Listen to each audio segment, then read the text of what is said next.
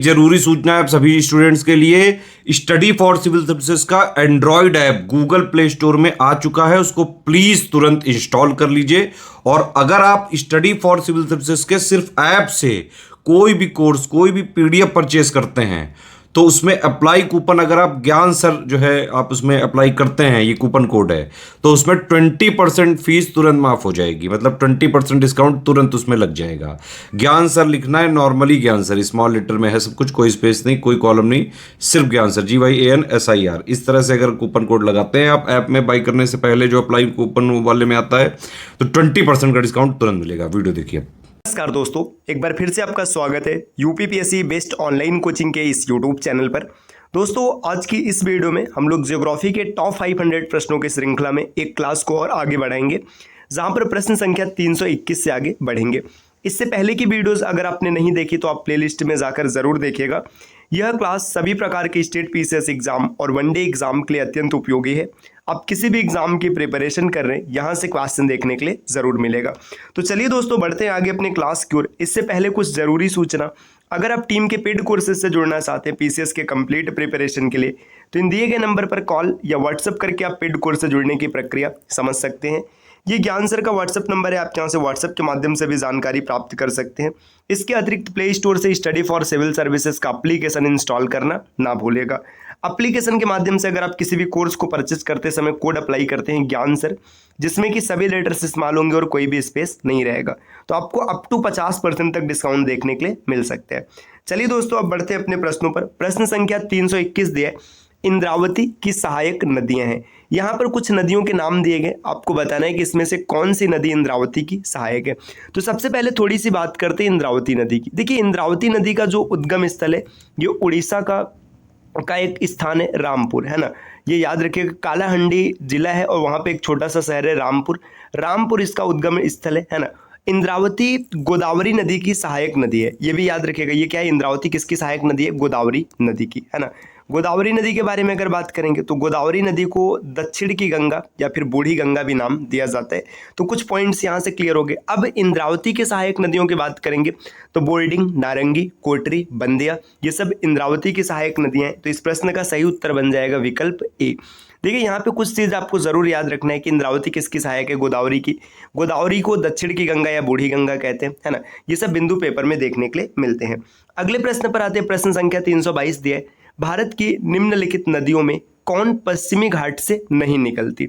आपको बताना है कि इसमें जितनी नदियां दी गई, इनमें से कौन सी नदी ऐसी है जो पश्चिमी घाट से नहीं निकलती? तो देखिए, गोदावरी ये पश्चिमी घाट से निकलती है, कावेरी भी पश्चिमी घाट से निकलती है और कृष्णा भी पश्चिमी घाट से निकलती है। तो ताप्ती का उद्गम स्थल पश्चिमी घाट से नहीं है, तो ताप्ती इस प्रश्न का सही उत्तर हो जाएगा।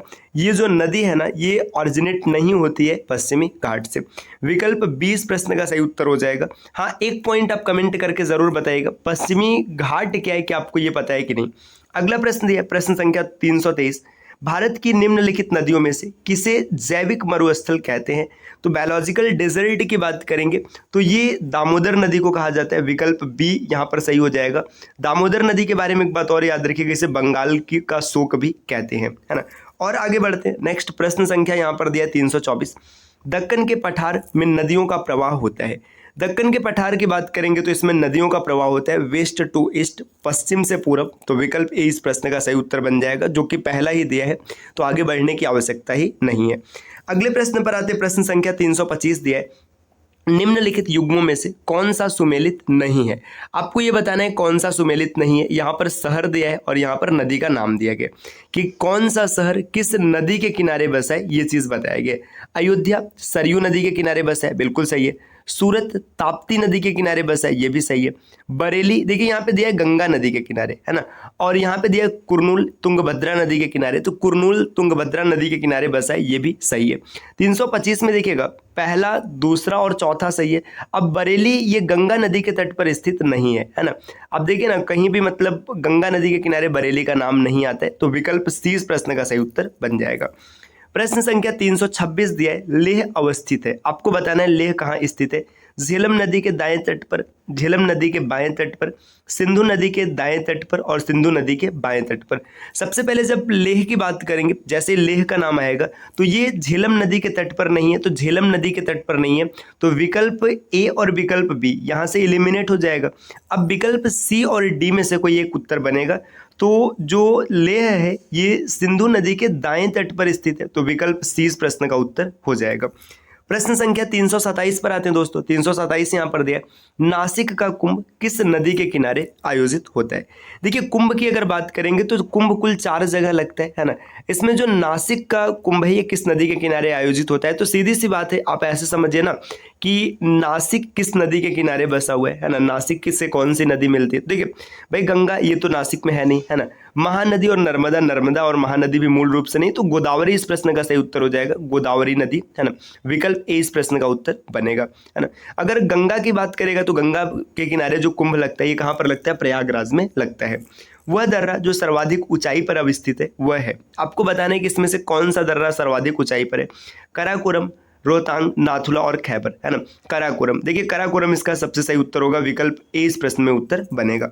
अगले क्वेश्चन पर आते हैं। क्वेश्चन नंबर दिया 329, फ्रांस और स्पेन की सीमा बनाने वाला पर्वत कौन सा है। तो फ्रांस और स्पेन दोनों की बाउंड्री बनाने वाला पर्वत अपेनिन, आल्प्स, जूरा और पेरिनीज, तो इसका सही उत्तर हो जाएगा विकल्प डी, पेरिनीज। ये फ्रांस और स्पेन के बीच में सीमा निर्धारण का कार्य करता है। प्रश्न संख्या 330 दिया है, निम्नलिखित में से कौन एशिया से संबंधित नहीं है ना। अब इसमें आपको बताना है कौन एशिया से संबंधित नहीं है। लोपनूर, अमूर, नाइजर और टिग्रिस। देखिए नाइजर, है ना, नाइजर ये एशिया से संबंधित नहीं है, तो विकल्प सी इस प्रश्न का उत्तर बनेगा। अगले क्वेश्चन पर आते हैं। क्वेश्चन नंबर 331 दिया है, निम्नलिखित में से कौन सा शहर नहरों का शहर कहलाता है। तो इसमें से कौन सा ऐसा शहर है जिसे नहरों का शहर कहते हैं, सिटी ऑफ कैनाल्स कहा जाता है। सिटी ऑफ कैनाल्स कहते हैं वेनिस को, तो विकल्प सी इस प्रश्न का उत्तर बनेगा। अगले क्वेश्चन पर आते हैं दोस्तों। क्वेश्चन नंबर 332 दिया है, कांधार स्थित है। देखिए कांधार की अगर बात करेंगे तो ये अफगानिस्तान में, ये तो क्लियर है ना। अब जब अफगानिस्तान में तो यहाँ पे विकल्प सी और विकल्प डी ये दो एलिमिनेट हो जाएगा। अब उत्तरी अफगानिस्तान में या दक्षिणी अफगानिस्तान में, तो कांधार दक्षिणी अफगानिस्तान में, इस प्रश्न का सही उत्तर बनेगा विकल्प ए। अगले प्रश्न पर आते हैं। प्रश्न संख्या 333 यहाँ पर दिया हुआ है दोस्तों। 333 में बताना है कि नदियों का जो समाप्ति स्थल है इसे सुमेलित करना है कि कौन सी नदी कहाँ पर समाप्त होती है। देखिए वेजर नदी, निस्टर नदी, विस्तुला नदी और यूराल नदी, है ना। ये वर्ल्ड ज्योग्राफी का क्वेश्चन है। जो वेजर नदी है ना, ये जो समाप्त होता है ये उत्तरी सागर में समाप्त होता है, तो ए के साथ तीसरा मैच करेगा। ए के साथ तीसरा, देखिए या तो विकल्प डी उत्तर बनेगा या तो विकल्प बी उत्तर बनेगा, इसके अलावा कोई उत्तर नहीं हो सकता।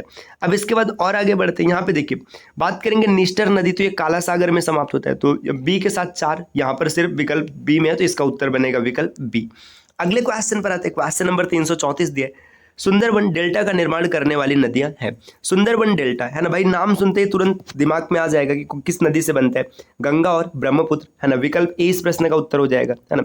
ये बहुत ही आसान सा क्वेश्चन है ना, इससे आसान क्वेश्चन और कुछ भी नहीं हो सकते।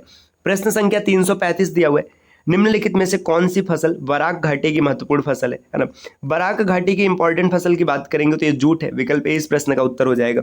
प्रश्न संख्या 336 पर आते हैं दोस्तों। यहाँ पर दिए, निम्नलिखित राज्यों में से किस एक में नामचिक नामफुक कोयला क्षेत्र अवस्थित है। देखिए नामचिक नामफुक, है ना, नाम को ध्यान से पढ़िएगा। जब नाम को ध्यान से पढ़ेंगे तो आपको पता चलेगा कि ये अरुणाचल प्रदेश में, विकल्प ए इस प्रश्न का उत्तर हो जाएगा।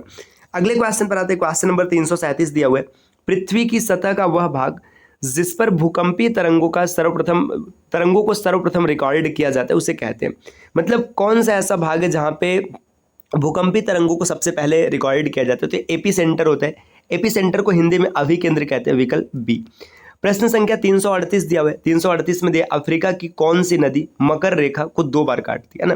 देखिए कौन सी नदी मकर रेखा को 2 बार काटती, तो अफ्रीका की बात अगर हम लोग करेंगे तो यहाँ पर है लिम्पोपो नदी, है ना। विकल्प डी इस प्रश्न का उत्तर बनेगा। एक छोटा सा ट्रिक भी आपने कभी ना कभी जरूर सुना होगा, माँ काली, है ना।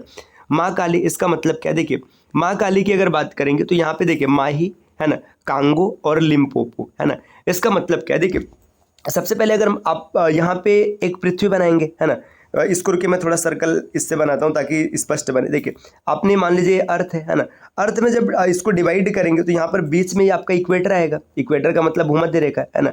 यहाँ पर ट्रॉपिक ऑफ कैंसर मतलब कर्क रेखा, है ना, और ये ट्रॉपिक ऑफ कैप्रिकॉर्न मतलब मकर रेखा, है ना। तो देखिए अगर कभी भी क्वेश्चन बनेगा कर्क को 2 बार कौन काटता है, तो कर्क को 2 बार काटता है माही, है ना, माही हो गया, है ना।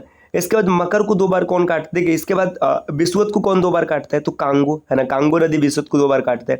और अंतिम में ये हो जाएगा कि मकर को कौन 2 बार काटता है, तो लीफर लिम्पोपो, है ना। तो माँ काली, यहाँ से भी आप छोटा सा एक ट्रिक याद रख सकते हैं जिससे ये आसानी से क्वेश्चन बन जाएगा। बेहतरीन ट्रिक है, अच्छे अच्छे क्वेश्चन यहाँ से टैकल हो जाएंगे। अगले प्रश्न पर आते हैं। प्रश्न संख्या 339 दिया है, सवाना का सर्वाधिक विस्तार कहाँ पर है। देखिए सवाना ये घास का मैदान है ना। सवाना घास का मैदान कहाँ पर पाया जाता है, आपने देखा होगा शॉर्ट्स में भी ये चीज़ें बताई गई थी, शॉर्ट्स के माध्यम से। सवाना घास का मैदान पाया जाता है अफ्रीका में, है ना। विकल्प ए इस प्रश्न का उत्तर बनेगा, है ना। कभी पूछे कंपोज या कटिंगा घास का मैदान कहाँ पर होता है, तो कंपोज घास का मैदान होता है ब्राजील में, है ना। इसके बाद लिम्पोपो घास का मैदान कहाँ पर होता है, ऐसे कई क्वेश्चंस बनते हैं, है ना। यहाँ पे सवाना है तो सवाना का अफ्रीका हो जाएगा। प्रश्न संख्या 340 दिया, निम्नलिखित में से भारत की सबसे छोटी सीमा किस देश के साथ लगती है। आपको ये बताना है कि भारत की जो सबसे छोटी सीमा है वो किसके साथ लगती है, तो ये अफगानिस्तान के साथ लगती है। मात्र 106 किलोमीटर की सीमा लगती है, तो ये भी याद रखना है, अफगानिस्तान के साथ। अच्छा देखिए, जो भारत का अफगानिस्तान के साथ सीमा लगता है ना, ये पाक ऑक्यूपाइड जो कश्मीर है वहाँ से लगता है ना। देखिए अगर आपको याद रखना है, एक छोटा सा ट्रिक याद रख सकते हैं, बचपन में MBA किया। देखिए आप लिखेंगे बचपन में MBA, है ना, किया, या फिर बस इतना ही लिखे। देखिए बी फॉर बांग्लादेश, बांग्लादेश के साथ सबसे बड़ी सीमा है। च से चीन, चीन के साथ दूसरे नंबर पर है। पाकिस्तान तीसरे नंबर पर है। न फॉर नेपाल चौथे नंबर पर है। M से म्यांमार, फिर यहाँ पर भूटान और ये अफगानिस्तान। तो अफगानिस्तान के साथ सबसे छोटी सीमा लगती है और ये भारत के 7 पड़ोसी देश हैं, ये भी आपको याद रखना है। तो दोस्तों ये आज की क्लास रही जिसमें हम लोगों ने कुल 20 प्रश्नों का डिस्कशन किया है। क्लास कैसी लगी कमेंट करके ज़रूर बताइएगा और इस प्रकार के वीडियोस को लगातार देखने के लिए चैनल को सब्सक्राइब करना ना भूलेगा। अगर आप टीम के पेड कोर्सेज से जुड़ना चाहते हैं तो इन दिए गए नंबर पे कॉल या व्हाट्सएप करके आप जानकारी प्राप्त कर सकते हैं। ये ज्ञान सर का व्हाट्सएप नंबर है, आप यहाँ से व्हाट्सएप के माध्यम से जानकारी प्राप्त कर सकते हैं। बाकी प्ले स्टोर से स्टडी फॉर सिविल सर्विसेज का एप्लीकेशन आप जरूर इंस्टॉल कीजिएगा। चलिए दोस्तों, आपसे मिलते हैं अगले वीडियो में कुछ नए प्रश्नों के साथ, कुछ नए कॉन्सेप्ट के साथ। तब तक के लिए नमस्कार।